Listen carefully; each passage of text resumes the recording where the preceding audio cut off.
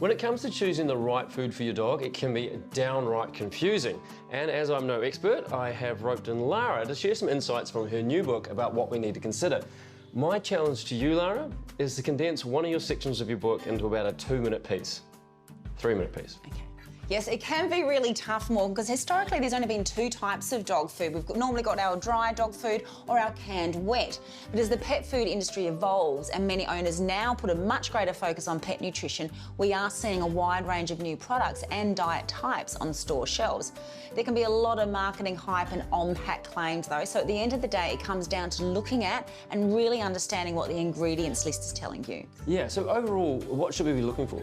Well, we know from a dog's diet in the wild that, evolutionary diets, they had around, 5% carbs, things like grasses and grains and all that in their diet, fruit and veggies. But overall, they really thrived on high protein and high fat diets. So we do want to see a variety of ingredients in their diet that will deliver that balanced nutrition, and it does represent what they would eat in the wild when consuming their prey. Now, I'm just looking at these ingredients. They are quite different to that.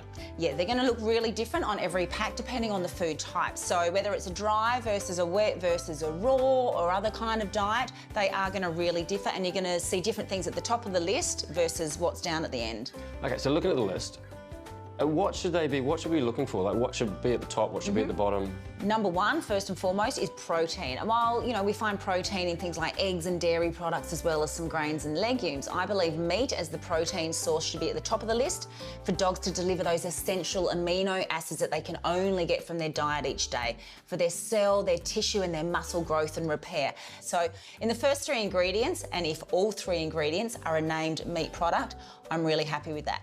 Then we want to see fats as well. And then as we go down, we want to see those things like the fruit and veggies and all those other supplements that really deliver a real bang to our dogs. So fruit and veggies and grains are important as well? Yeah, as I said, we know that they can take on carbohydrates into a dog's diet. It is very controversial, but we know from the evolutionary diet that they can handle it and it does form part of it. So yes, we want to see them, but we want to see them at the tail end. Why are carbs so high on this list? Well, depending on how the food is made, like with kibble, because of the cooking process and it has to be bound together, it needs starch to hold it together. So you are going to see things like grains and cereals higher up on the list.